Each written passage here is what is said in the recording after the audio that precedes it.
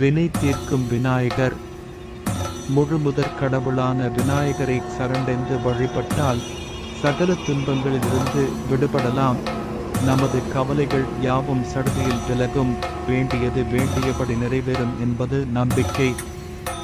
விநாயகர் இச்சாசக்தி, கிரியாசக்தி, ஞானசக்தி என்ற மும்மதங்களை பொழிகின்றார். விநாயகர் பற்றி அற்புத தகவல்கள். விநாயகர் தாய் தந்தையரை அன்புடன் வழிபட்டதால் பிள்ளை என்ற பெயருடன் ஆர் என்ற பன்மை விகுதி பெற்று பிள்ளையார் என்று பெயர் பெற்றார். விநாயகர் தனக்கு மேல் தலைவன் இல்லாதவர் ஆதலால் பிள்ளையாருக்கு விநாயகன் என்று பெயர். அதாவது வி என்றால் இதற்கு மேல் ஒன்றும் இல்லை என பொருள். நாயகர் என்றால் தலைவர் என பொருள். இவருக்கு மேல் பெரியவர் யாருமில்லை என்று பொருள்பட விநாயகர் என்று பெயரிடப்பட்டது. விநாயகர் கணங்களுக்கு அதிபதி என்பதால் கணபதி எனும் பெயர் கொண்டார். அதாவது கணபதி என்ற சொல்லுக்கு தேவகணங்களின் தலைவன் என்று பொருள். க என்பது ஞான நெறியில் ஆன்மா எழுவதையும், ந என்பது மோட்சம் பெறுவதையும், பதி என்பது ஞான நெறியில் திளைத்து பரம்பொருளை அடைதலையும் குறிக்கும். மேலும் மனோவாக்கினை கடந்த தலைவன் என்றும் பொருள் கொள்ளலாம். விக்னங்களை போக்குபவர் ஆதலால் விக்னேஸ்வரர் என்றும் அழைக்கப்படுகிறார். ஒரு கொம்பு, 2 காதுகள், 3 கண்கள், 4 தோள்கள், 5 கைகள், 6 எழுத்துக்கள் உடையவர். விநாயகர் பூதமாய், தேவராய், விலங்காய், ஆணாய், பெண்ணாய், உயர்திணையாய், அத்திணையாய் எல்லாமாய் விளங்குகிறார்.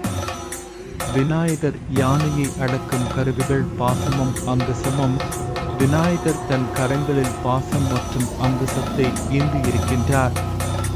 தன்னை அடக்குவார் ஒருவரும் இலர் என்ற குறிப்பை இதன் மூலம் உணர்த்துகிறார். விநாயகர் கும்பம் ஏந்திய கை படைக்கும் தொழிலையும், மோதகம் ஏந்திய கை காத்தல் தொழிலையும், அங்குசம் ஏந்திய கரம் அழித்தல் தொழிலையும், பாசம் ஏந்திய கரம் மறைத்தல் தொழிலையும், தந்தம் ஏந்திய கரம் அருளல் தொழிலையும் புரிகின்றன. எனவே விநாயகர் சிருஷ்டி, சங்காரம், திரபவம், அனுக்கிரகம் என்ற 5 பெருந்தொழில்களை 5 கரங்களால் புரிந்து ஆன்மாக்களுக்கும் அருள் புரிகின்றார்.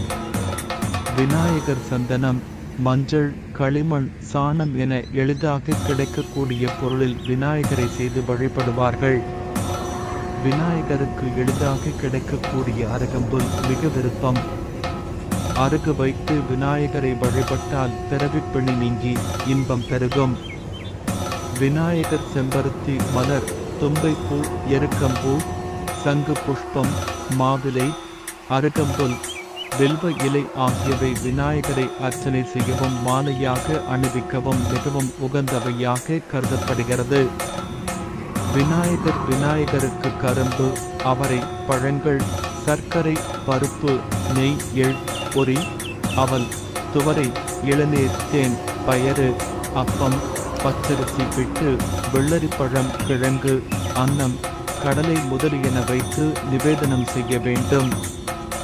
விநாயகருக்கு எளிதாக கிடைக்கக்கூடிய அருகம்புல் மிக விருப்பம். அருகு வைத்து விநாயகரை வழிபட்டால் பிறவிப்பிணி நீங்கி இன்பம் பெருகும்.